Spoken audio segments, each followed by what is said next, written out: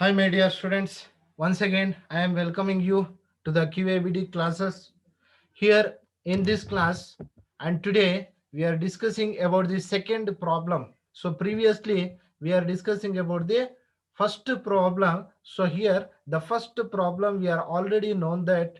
So what is the first problem? Carl Pearson coefficient of correlation problem. So in this problem already we are completing so this problem, and we are also writing the comment called as it is a perfect positive correlation. Here in this second problem, calculate Carl Pearson's coefficient correlation. Calculate Carl Pearson's coefficient correlation. This is the second problem. Here in this problem, they given the information marks in business. They given the information marks in business, and another data is marks in accountancy. See, the first one is the marks in business and the second one is the marks in accountancy. They given the two variables, x variable and y variable. In this problem they are already mentioning that. So this is the marks in business is the x series and marks in the business accountancy is the y series. See what happens here in this marks in business X. What is the information they given? 30, 60, 30, 66, 72, 24, 18, 12, 42, 6. And in the marks in accountancy, they given the data of 6, 36, 12, 48, 30, 6, 24, 36, 30, 12.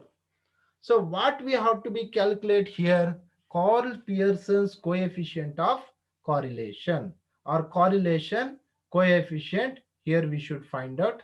ಅಂದ್ರೆ ಈ problem ಅಲ್ಲಿ ಏನ್ find out ಮಾಡಬೇಕಾಗಿದೆ, Karl Pearson coefficient of correlation ಅನ್ನ ನಾವು find out ಮಾಡಬೇಕಾಗಿದೆ. First of all, so ನಾವು direct method ನ ಅಪ್ಲೈ ಮಾಡಬೇಕಾ, ಇಂಡೈರೆಕ್ಟ್ ಮೆಥಡ್ ನ ಅಪ್ಲೈ ಮಾಡಬೇಕಾ? ಸೊ ಡೈರೆಕ್ಟ್ ಮೆಥಡ್ ಅಥವಾ ಇಂಡೈರೆಕ್ಟ್ ಮೆಥಡ್ ಅಪ್ಲೈ ಮಾಡಬೇಕಾದ್ರೆ ಫಸ್ಟ್ ಆಫ್ ಆಲ್ ಏನ್ ಮಾಡಬೇಕು, ಎರಡೂ ಸೀರೀಸ್ ನ ಎಕ್ಸ್ ಸೀರೀಸ್ ನ ಟೋಟಲ್ ಮಾಡ್ಕೊಳ್ಳಿ, ನಂಬರ್ ಆಫ್ ವ್ಯಾಲ್ಯೂಸ್ ಎಷ್ಟಿದೆ ಡಿವೈಡೆಡ್ ಬೈ ಮಾಡಿ. ಸೊ ಬರೋ ಅಂತ ವ್ಯಾಲ್ಯೂ ಏನಾದ್ರೂ ರೌಂಡ್ ವ್ಯಾಲ್ಯೂ ಬಂದ್ರೆ, ರೌಂಡ್ ಫಿಗರ್ ಬಂದ್ರೆ, ಸೊ ಅಲ್ಲಿ ಡೈರೆಕ್ಟ್ ಮೆಥಡ್ ನ ಅಪ್ಲೈ ಮಾಡ್ತೀವಿ. ಫ್ರಾಕ್ಷನ್ ಬಂದ್ರೆ ಇಂಡೈರೆಕ್ಟ್ ಮೆಥಡ್ ನ ಅಪ್ಲೈ ಮಾಡ್ತೀವಿ. ಫಸ್ಟ್ ಆಫ್ ಆಲ್ ನೀವೀಗ ಏನ್ ಮಾಡ್ಬೇಕಾಗಿದೆ ಅಂತ ಹೇಳಿದ್ರೆ, ಪ್ರಾಬ್ಲಮ್ ನೋಡಿ ಆದ್ಮೇಲೆ ಒಂದ್ಸಲ ಪ್ರಾಬ್ಲಮ್ ಅನ್ನ ನೀಟಾಗಿ ಅನಲೈಸ್ ಮಾಡ್ಕೊಳ್ಳಿ. ಸೊ ಅವನ್ ಏನ್ ಮಾಡಿದಾನೆ, ಎಕ್ಸ್ ಸೀರೀಸ್ ವೈ ಸೀರೀಸ್ ಕೊಟ್ಟಿದ್ದಾನೆ, ಏನ್ ಕ್ಯಾಲ್ಕುಲೇಟ್ ಮಾಡ್ಬೇಕಾಗಿದೆ, ಸೊ ಕಾರಿಲೇಷನ್ ಕೋಎಫಿಷಿಯಂಟ್ ಅನ್ನ ಕ್ಯಾಲ್ಕುಲೇಟ್ ಮಾಡಬೇಕಾಗಿದೆ. ಎಸ್, ಸೊ ಅದರಲ್ಲಿ ಎಕ್ಸ್ ಸೀರೀಸ್ದು ಏನೇನ್ ವ್ಯಾಲ್ಯೂಸ್ ಇದೆ ನೋಡ್ಕೊಳ್ಳಿ. ಎಷ್ಟು ವ್ಯಾಲ್ಯೂ ಇದೆ? 1 2 3 4 5 6 7 8 9 10. ಸೊ ಟೋಟಲ್ 10 ವ್ಯಾಲ್ಯೂಸ್ ಇದೆ. Number of values is 10. So after that we should move up, write down the heading, computation of Carl Pearson's coefficient of correlation. Computation of Carl Pearson's coefficient of correlation. So as it is same ಅದೇ ತರನೇ x series ಅನ್ನ first ಬರೆದ್ಬಿಡಿ, y series ಅನ್ನ first ಬರೆದ್ಬಿಡಿ. After that ಇಲ್ಲಿ totally ನೀವು 7 columns ಅನ್ನ ಹಾಕೋಬೇಕಾಗುತ್ತೆ.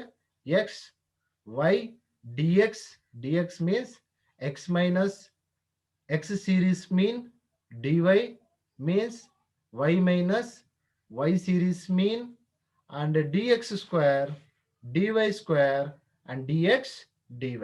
Dx dy means dx into dy, dx into dy. Yes, X series ಏನೇನು ಕೊಟ್ಟಿದ್ದಾನೆ first of all ನೋಡ್ಕೊಳ್ಳಿ. ಫಸ್ಟ್ ನಾವು ಮೀನ್ ಕ್ಯಾಲ್ಕುಲೇಷನ್ ಮಾಡಬೇಕಾಗಿರುತ್ತೆ. So X series 30, 60, 30, 66, 72, 24, 18, 12, 42, 6. ಈ ಎಲ್ಲಾ ಸೀರೀಸ್ ಅನ್ನ ಟೋಟಲ್ ಮಾಡ್ಕೊಂಡಾಗ ಇದಕ್ಕೆ ನಾವು ಏನಂತ ಕೊಡ್ತೀವಪ್ಪ ಅಂತ ಹೇಳಿದ್ರೆ, it is A some total of X series. It is A some total of X series it is indicated the sigma X. ಅರ್ಥ ಮಾಡ್ಕೊಳ್ಳಿ, ಯಾವ್ದು ಇದನ್ನ ಇಂಡಿಕೇಟ್ ಮಾಡೋಪ್ಪ ಅಂತ ಹೇಳಿದ್ರೆ ಸಿಗ್ಮಾ ಎಕ್ಸ್ ಇಂಡಿಕೇಟ್ ಮಾಡುತ್ತೆ. ಸಿಗ್ಮಾ ಅಂತ ಹೇಳಿದ್ರೆ ಏನು? Some total. ಸಿಗ್ಮಾ ಅಂತ ಹೇಳಿದ್ರೆ ಏನು? Some total of X series ಎಷ್ಟು ಬರುತ್ತೆ? 360 ಬರುತ್ತೆ. ದೆನ್ ನೀವೇನ್ ಮಾಡ್ಕೋಬೇಕು? ವೈ ಸೀರೀಸ್ ನ ಅರ್ಥ ಮಾಡ್ಕೊಳ್ಳಿ. ದೆನ್ ನೀವು ಇಲ್ಲಿ ವೈ ಸೀರೀಸ್ ನ ಟೋಟಲ್ ಮಾಡ್ಕೊಳ್ಳಿ.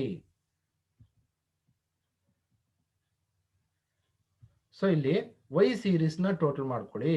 ವೈ ಸೀರೀಸ್ ನ ಟೋಟಲ್ ಮಾಡಿ ಸಮ್ ಆಫ್ ವೈ. ಅರ್ಥ ಮಾಡ್ಕೊಳ್ಳಿ, ಇಲ್ಲಿ ನಾವೇನಂತ ನೇಮ್ ಕೊಡ್ತಾ ಇದೀವಿ? ಸಮ್ ಆಫ್ ವೈ ಅಂತ ನೇಮ್ ಕೊಡ್ತಾ ಇದೀವಿ. ಅರ್ಥ ಮಾಡ್ಕೊಳ್ಳಿ, sum of Y it is sigma Y. Sigma Y ಎಷ್ಟು ಬರುತ್ತೆ?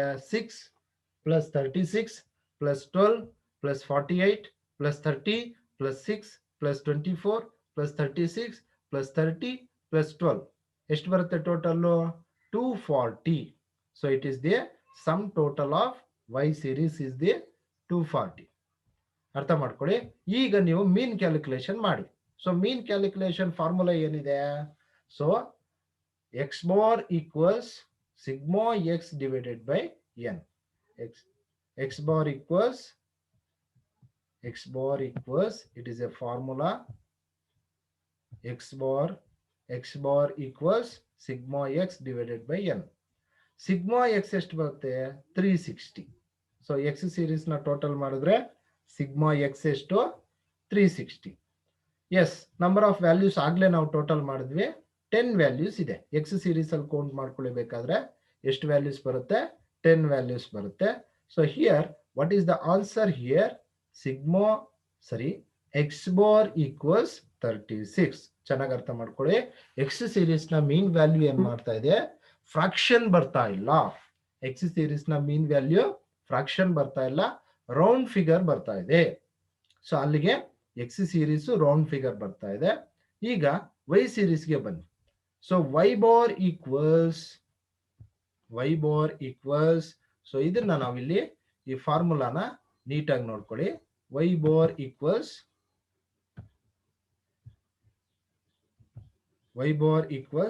Sigma Y divided by N. So sigma Y divided by N. Sigma Y ಎಷ್ಟಿದೆ? 240 divided by same values 10 values ಇದೆ. So ಅಲ್ಲಿಗೆ ವೈ ಬಾರ್ ಎಷ್ಟು ಬರುತ್ತೆ? 24 ಬರುತ್ತೆ. ವೈ ಬಾರ್ ಎಷ್ಟು answer ಬರುತ್ತೆ? 24. After that now we are moving on. So what formula we have to be using? The formula we are using here direct method formula. ಚೆನ್ನಾಗಿ ಅರ್ಥ ಮಾಡ್ಕೊಳ್ಳಿ. ಯಾವ ಫಾರ್ಮುಲಾನ ನಾವು ಇಲ್ಲಿ ಯೂಸ್ ಮಾಡ್ತಾ ಇದೀವಿ ಅಂತ ಹೇಳಿದ್ರೆ ಡೈರೆಕ್ಟ್ ಮೆಥಡ್ ಫಾರ್ಮುಲಾನ ಯೂಸ್ ಮಾಡ್ತಾ ಇದೀವಿ. ಸೊ ನಾವು we have to be using direct method formula. So what is the direct method formula? correlation coefficient equals sigma dx dy divided by root sigma dx square into sigma dy square.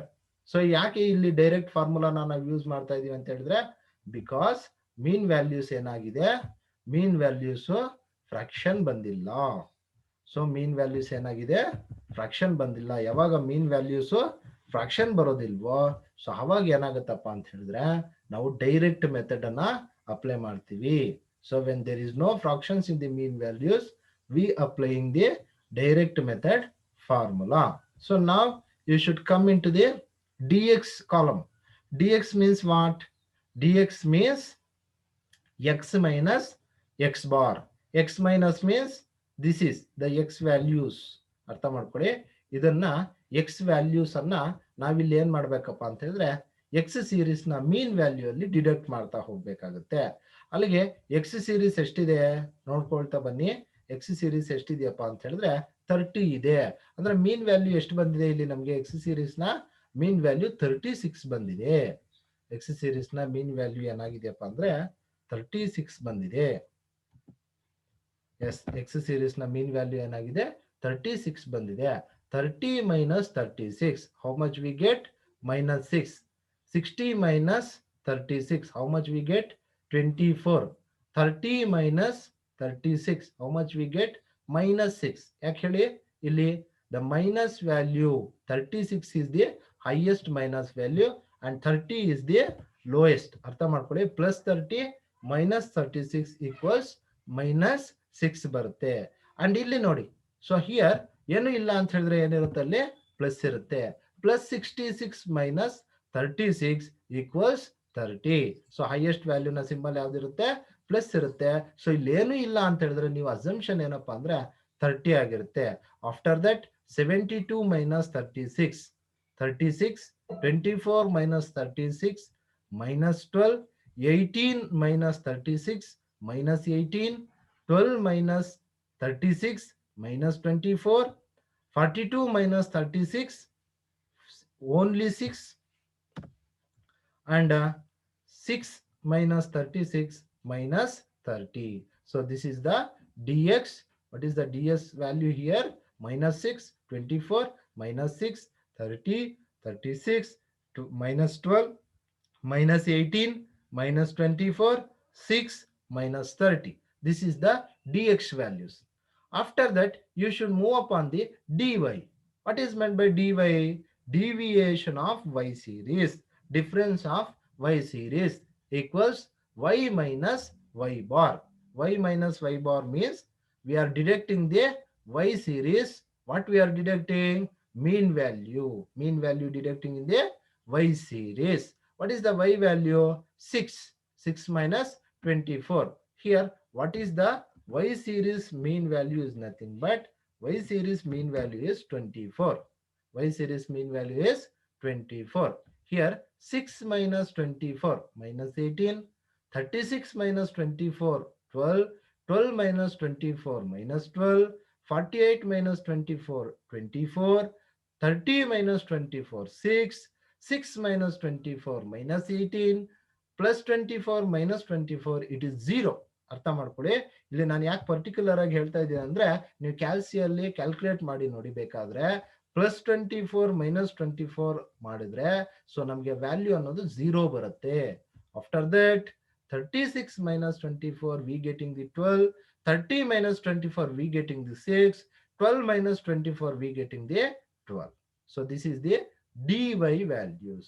Now you should multiply the dx value double time. ಅರ್ಥ ಮಾಡ್ಕೊಳ್ಳಿ, ನಾನು ಯಾಕೆ ಇದನ್ನ ಹೇಳ್ತಾ ಇದ್ದೀನಿ ಅಂತ ಹೇಳಿದ್ರೆ, ಇಲ್ಲಿ dx ವ್ಯಾಲ್ಯೂಸ್ ಏನೇನಿರುತ್ತೆ ಸೊ ಅವನ್ನ ಸ್ಕ್ವೇರ್ ಮಾಡ್ತಾ ಇದೀವಿ. ಸ್ಕ್ವೇರ್ ಮಾಡ್ತಾ ಇದೀವಿ ಅಂತ ಹೇಳಿದ್ರೆ ಇಲ್ಲಿ dx ವ್ಯಾಲ್ಯೂ ಏನಿದೆ, -6 ಇದೆ. -6 ಇಲ್ಲಿ ಏನಾಗುತ್ತಪ್ಪ ಅಂತ ಹೇಳಿದ್ರೆ -6 ಇಂಟು -6 ವಿ ಗೆಟಿಂಗ್ ದಿ 36. ಚೆನ್ನಾಗಿ ಅರ್ಥ ಮಾಡ್ಕೊಳ್ಳಿ. -6 ಇಂಟು -6 ಅಂದ್ರೆ ಮೈನಸ್ ಇಂಟು ಮೈನಸ್ ಏನಾಗುತ್ತೆ, ಪ್ಲಸ್ ಆಗುತ್ತೆ. ಪ್ಲಸ್ 36 ಬರುತ್ತೆ. Next 24, 24 into 24 576, 24 into 24 576. Next -6, -6 into -6 36 ಆಗುತ್ತೆ. ಅರ್ಥ ಮಾಡ್ಕೊಳ್ಳಿ. And 30 into 30 900, 36 into 36 1296, -12 into -12 plus 144, -18 into -18 plus 324, -24 into -24 plus 576, 06 means 6 into 6 36, -30 into -30 plus 900. So how much we get? Dx square, it is the sum of the dx square is so 4824. ಇದನ್ನು ನಾವು some symbol, ಇದು sigma ಯಾಕೆ ಹಾಕ್ತೀವಪ್ಪ ಅಂತ ಹೇಳಿದ್ರೆ, sigma indicates the sum value. Sum means it is the total value of the dx square. Sigma dx square is 4824. 4824.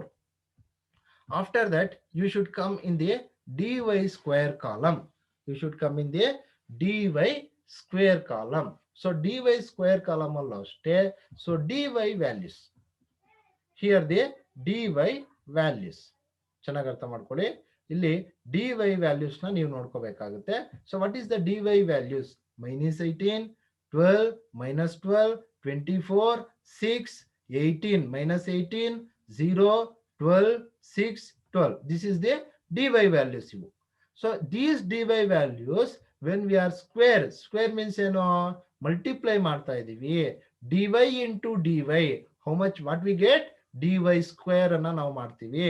So D Y square ಅಂತ ಹೇಳಿದ್ರೆ so ಇಲ್ಲಿ -18 into -18 324. So 12 into 12 144, minus 12 into -12 plus 144, 24 into 24 576, 6 into 6 36, -18 into -18 plus 324, 0 into 0 0. So 12 into 12 144, 6 into 6 36, 12 into 12 144. This column we get there. Here the sum total of this column is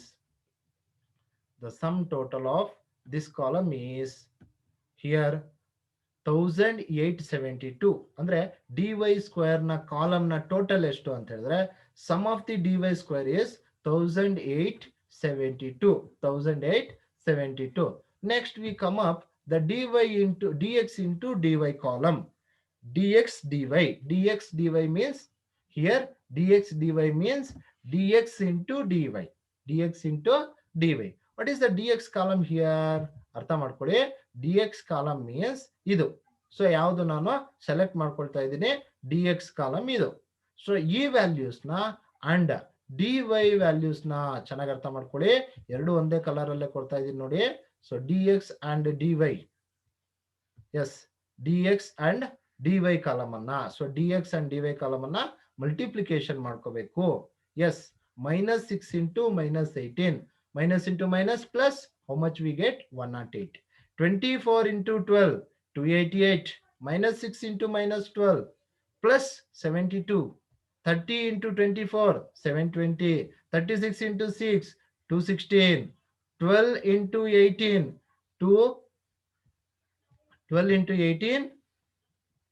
216, and 18 into 0 0, and 24 into 12 minus 288. ಯಾಕಲ್ಲಿ minus ಬಂದಿದೆ? So ಒಂದು ವ್ಯಾಲ್ಯೂಗೆ minus ಇದೆ ನೋಡಿ.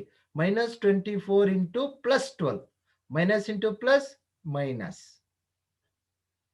so -288. Next 6 into 6 36, and -30 into 12.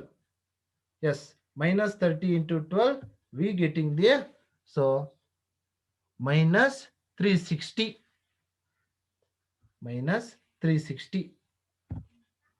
So here the total of the dx dy column is 1728. Total of the dx dy column is there 1725. So ಇದೆಲ್ಲ ಆದ್ಮೇಲೆ now you are apply the values to the formula. So ಫಾರ್ಮುಲಾಗೆ values ನ apply ಮಾಡಬೇಕಾಗಿರುತ್ತೆ. So what is the values now we get ಅಂತ ಹೇಳಿದ್ರೆ, so here formula ಏನಿದೆ? Direct method formula, correlation coefficient equals sigma dx dy divided by root sigma dx square into sigma dy square. dx dy ಎಷ್ಟಿದೆ?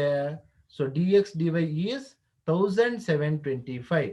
You should put there 1728. And what is the root divided by root? Here dx square ಎಷ್ಟಿದೆ? dx square is 4824. dy square ಎಷ್ಟಿದೆ? 1872. Here 1728 divided by root 4824 into 1872. So ಇದನ್ನ calculation ಮಾಡಬೇಕು, step by step calculation ಮಾಡಬೇಕು. First 1728 ನ ಹಾಗೆ ಬರೀರಿ.